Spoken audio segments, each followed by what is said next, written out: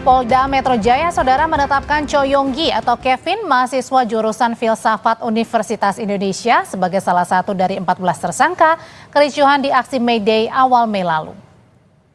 Polisi telah memeriksa 7 orang tersangka yang salah satunya adalah Kevin Selasa kemarin. Polda Metro Jaya bilang Cho Yonggi bersama 3 orang lainnya adalah tim medis dan paralegal. Keempatnya ditangkap karena tidak segera membubarkan diri meski telah diperintahkan oleh petugas sebanyak 3 kali. Hingga kini polisi melakukan pemeriksaan terhadap 7 tersangka termasuk Cho Yonggi. Sedangkan untuk pemeriksaan 7 tersangka lainnya yang tidak hadir akan dilakukan penjadwalan ulang. 7 orang tersangka yang dipanggil itu sudah hadir. Saat ini proses pemeriksaan tersangka masih berlangsung.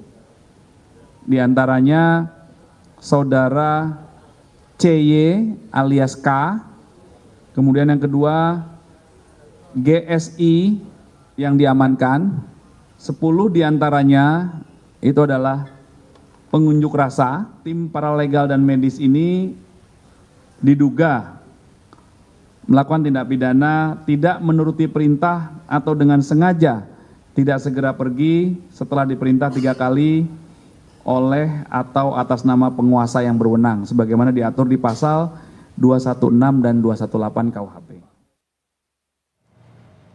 Sementara Cho Yonggi alias Kevin membeberkan kronologi yang dirasakannya ketika berada di lokasi pada 1 Mei lalu. Ia mengaku berada di lokasi bukan sebagai peserta aksi, tapi sebagai anggota tim medis yang hendak memberikan pertolongan kepada peserta demo yang terluka kala itu. Kevin bilang saat hendak pulang ia mendengar teriakan dari warga yang minta bantuan. Namun ketika sedang mengobati warga, ia mendengar teriakan provokatif yang menuduhnya sebagai pelaku pelemparan.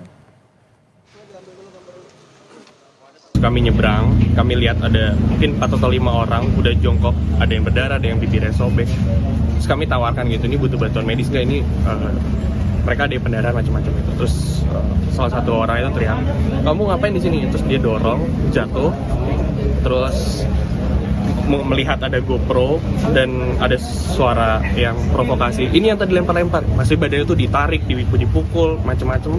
Aku juga tuh coba nutupin tuh malah makin dipukulin gitu. Kita dipisahin, kita makin dipukulin. Setelah itu udah mungkin sekitar 3-5 menit mobil tahanannya datang, diangkat paksa, dimasukin mobil tahanan sampai sini sore, sekitar jam 6 sore. Saat mendampingi mahasiswanya, Ketua Program Studi Ilmu Filsafat FIB-UI, Ika Putri Widiantini menyampaikan keprihatinan mendalam atas tragedi yang menimpa mahasiswanya. Ia menyebut akan mendampingi Cho Yonggi yang telah ditetapkan sebagai tersangka oleh polisi. Ika Putri kembali menegaskan Cho Yonggi adalah tenaga medis dengan atribut yang lengkap saat ditangkap. Dan juga yang beberapa yang diperiksa pada hari ini. Yang kami sesalkan, Yonggi pada saat kejadian sedang bertugas sebagai tim medis lengkap dengan atribut dan perlengkapan medis, tapi tetap mengalami kekerasan fisik dan ditangkap.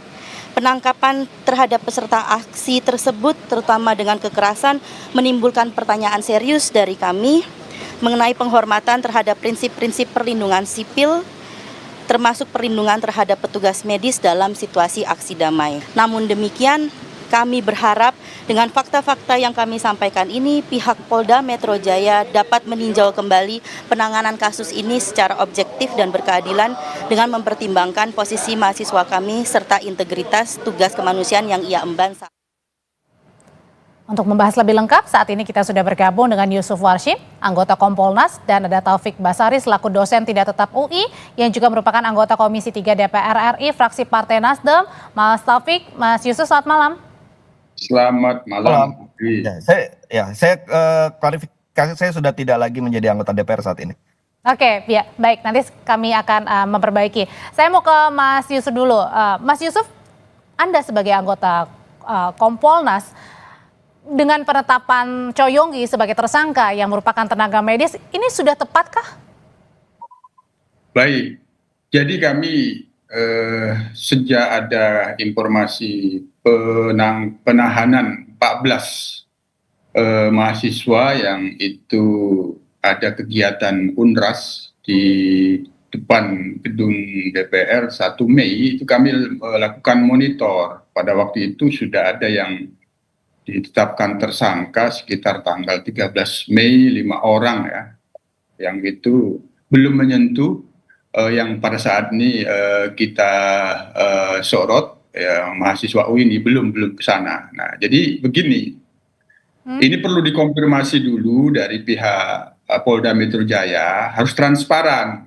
Kalau memang ada pelaporan, disampaikan ada pelaporan, sehingga ini harus jelas. Gitu. Kalau memang tidak ada pelaporan, tentu ya sebaiknya mahasiswa-mahasiswa yang sudah dilakukan penahanan itu dilakukan pembinaan agar apa yang dimaksud kegiatan unjuk rasa itu tidak dilakukan pro justisia. Ya, kalau tindak pidana kan pasti dua unsurnya, perbuatannya sama motifnya. Nah, ada perbuatan. Apakah ada motif? Ya. Ya, tapi kemudian kan khusus spesial dari Choi Yong-gi ini kan merupakan tenaga medis. Apakah tepat atau tidak pada saat tadi Kabid Humas mengatakan kan sudah mengaku memang tenaga medis, tapi kemudian 3 kali tidak mau mengindahkan ya dari imbauan polisi. Nah, apakah penetapan tersangka ini sudah tepat kepada seorang tenaga medis? Ya itu tadi, apakah ada perbuatannya yang dimaksudkan, yang dituduhkan, yang disangkakan itu terkait dengan awal ada laporan polisi, ada aduan polisi atau tidak. Kalau hanya sekedar tidak mentaati perintah penguasa ya itu sangat sederhana sebenarnya. Artinya saya sebagai anggota Kompolnas sebenarnya menaruh perhatian serius terkait dengan penanganan unjuk rasa oleh kepolisian. Nah, maka kegiatan unjuk rasa itu apakah memang benar unjuk rasa, kan sebenarnya motif untuk melakukan perusakan dan sebagainya sebenarnya itu tidak ada di dalam perencanaan kegiatan unjuk rasa. Oleh karena itu untuk menetapkan proses penyidikan yang kemudian ditetapkan sebagai tersangka, kami sendiri telah menyampaikan saran-saran kepada pengawas internal Polda Metro Jaya agar berhati-hati dan cermat ya. Kalau inginnya ya diamankan, dilakukan pembinaan, tidak sampai ke proses meja hijau. Itu yang kita harapkan sebagai komitmen kita negara demokrasi, di mana kebebasan menyampaikan pendapat itu adalah dijamin konstitusi, meskipun ada hal-hal yang itu tidak sesuai dengan niat awal unjuk rasa, itu tugas kepolisian untuk melakukan pembinaan agar unjuk rasa itu baik sesuai dengan undang-undang itu. Nah, saya mau kembali lagi, kalau gitu saya mau ke Mas Taufik. Mas Taufik, saya mau kembali kepada saat peristiwa 1 Mei. Pada saat itu sebenarnya Choi Yong-gi ini, mahasiswa ini yang juga merupakan tenaga medis, sebenarnya sedang apa? Dan apakah benar terlibat dalam orasi yang kemudian tidak mengindahkan peringatan polisi? Jadi Choi Yong-gi atau Kevin hadir dalam aksi May Day itu sebagai relawan tim medis ya, bersama beberapa relawan tim medis lainnya.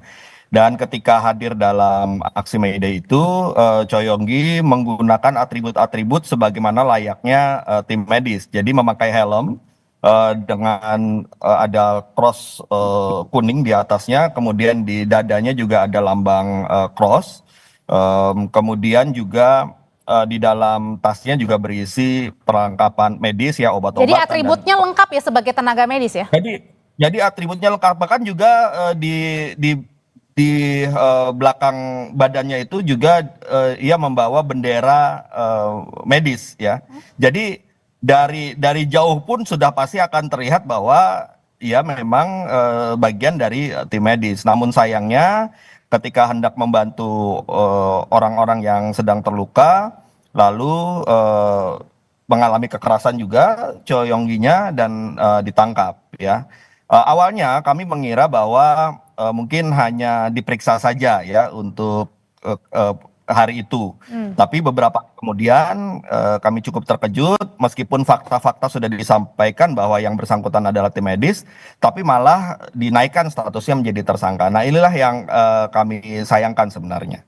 Oke, Mas Yusuf kembali lagi tadi pada saat terkejut begitu sudah dijelaskan dan polisi juga sudah mengetahui sebagai tenaga medis, tapi yang dipertanyakan adalah kenapa masih ditetapkan sebagai tersangka, Mas Yusuf, di sini. Kalau kayak gini, apakah Kompolnas juga akan memeriksa atau memanggil begitu dari pihak Polda Metro Jaya untuk meminta keterangan lebih lengkap? Ya, kalau mekanisme Kompolnas ini kan sebagai pengawas eksternal yang kita miliki itu, kita meminta penjelasan, meminta klarifikasi. Hasil klarifikasinya itu akan kita dalami apakah penyidikan yang dilakukan terhadap kegiatan unjuk rasa yang itu semula ada 14 mahasiswa yang ditahan itu sudah tepat sesuai dengan SOP itu dulu. Yang pertama, yang kedua dari sisi material apakah memang sudah tepat penetapan tersangkanya, itu yang akan kita dalami. Untuk ini sejauh ini memang kita belum mendapatkan penjelasan secara lengkap. Hanya sekali lagi pada tanggal 13 Mei kami berkomunikasi dengan pengawas internal yang pada waktu itu sudah ada penetapan tersangkanya itu 5. Ya, kita berharap bahwa proses terhadap kegiatan-kegiatan unjuk rasa yang itu di dalamnya memang tidak bisa ditepis, ada dugaan anarkisme, dugaan perusakan fasilitas, ya tentu itu prosesnya ya dilakukan pengamanan. Nah, ketika misalnya memang ada fakta-fakta dipersangkakan ada dugaan tidak pidana di situ, ya kita berharap ya proses restoratif justice itu bisa dikedepankan, karena bagaimanapun tugas kepolisian ini cukup besar tanggung jawabnya di dalam pengamanan kegiatan unjuk rasa, sehingga ke depan kegiatan-kegiatan unjuk rasa itu dipastikan berjalan damai sesuai dengan undang-undang. Yang ini tanggung jawab kepolisian untuk membina itu yang kalau kita harapkan sesungguhnya. Oke, Mas Taufik, kembali lagi tadi pada saat usulan dari Mas Yusuf ada restoratif justice. Nah, sebenarnya masalahnya kepada restoratif justice atau kepada penetapan Choi Yong-ginya sebagai tersangka yang dipertanyakan? Jadi begini, awalnya waktu pemeriksaan di dalam penyelidikan, salah satu pasal yang digunakan itu adalah pasal 160. Ya, selain juga pasal 212, pasal 216, pasal 218. Pasal 160 adalah pasal pengerusakan, itu waktu penyelidikan.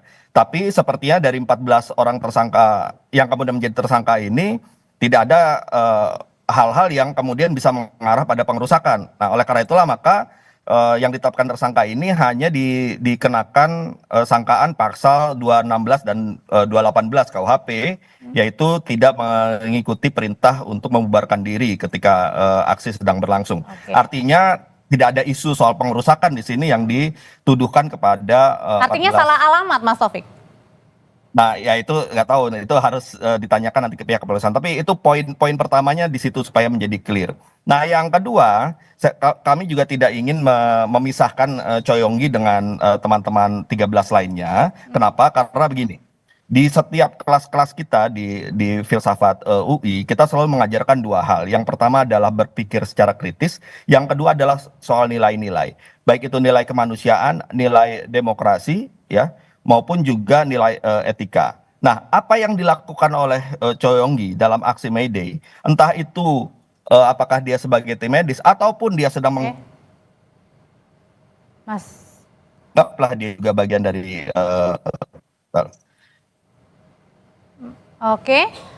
Mas Taufik. Iya, silakan Mas Taufik. Masih tersambung? Iya, silakan. Oke. Kalaupun dia juga menjadi anggaplah juga peserta seperti beberapa kawan lainnya di dalam 14 tersangka ini, maka mereka itu juga sedang menggunakan hak konstitusionalnya untuk menyampaikan pendapat. Nah, artinya ya karena nilai-nilai inilah yang sedang dijalankan oleh Choi Yong-gi dan kawan-kawan, maka kami dari kampus tentu mendukung ya mahasiswa kami yang sedang menjalankan nilai-nilai yang selalu kami ajarkan di dalam proses belajar mengajar di kampus di jurusan filsafat ini. Nah, oleh karena itu maka ya kita berharap juga pihak kepolisian tentunya juga melihat konteks ini. Yang pertama adalah mempelajari fakta yang ada sehingga dapat mempertimbangkan kembali apakah tepat penggunaan tersangka kepada Choi Yong-gi dan juga kepada yang lainnya, juga dalam konteks kita ingin membangun negara yang demokratis yang menghormati hak konstitusional warga negaranya. Oke, kalau gitu pertanyaan yang sama, Mas Yusuf, ini kemudian yang dilihat juga bisa jadi jangan-jangan salah alamat nggak dengan penerapan pasal yang diterapkan kepada Choi Yong-gi? Itu tadi, semula kegiatan unjuk rasa itu kan tidak berdiri sendiri masing-masing. Bagaimana kronologi penahanan terhadap 14 orang yang itu melakukan kegiatan unjuk rasa pada 1 Mei itu, yang kita bahas pada saat ini kami duga itu bagian dari yang 14 orang yang ditahan itu. Jadi tidak berdiri sendiri. Kami melihatnya sebagai pengawas, tidak berdiri sendiri masing-masing. Sekali lagi di dalam proses penyidikan terhadap aksi unjuk rasa yang kemudian itu diduga ada tindak pidana, ini tantangan bagi Polri di dalam komitmennya membangun negara demokrasi yang di dalamnya dituntut menghormati hak asasi manusia. Oleh karena itu, kami selalu memberikan saran, ketika pun dilakukan prostitusi ya penyidikan, ya kita harapkan tidak sampai ke meja hijau, ada proses-proses dan upaya restoratif justice yang tentu itu dalam rangka bagaimana membina teman-teman mahasiswa ini, adik-adik mahasiswa ini agar ke depan melakukan kegiatan unjuk rasa itu betul-betul bisa berdamai, aspirasinya jelas, terbebas dari tindakan-tindakan yang anarkisme. Jangan sampai gara-gara tidak menjalankan mematuhi perintah kepenguasa yang berwenang kok kemudian ditetapkan tersangka. Itu sangat sederhana sekali. Itu yang kita harapkan tidak terjadi demikian. Terima kasih Mas Yusuf Warsim, anggota Kompolnas, dan ada Taufik Basari, dosen tidak tetap Universitas Indonesia. Terima kasih, selamat malam Bapak-Bapak. Terima kasih Mas Taufik. Setelah ini saudara, kami hadirkan informasi dari jemaah haji Indonesia mulai berdatangan ke Arafah untuk rangkaian puncak haji. Lalu bagaimana kesiapan fasilitas bagi para jemaah, kita bahas bersama rekan saya, Radisa Putro.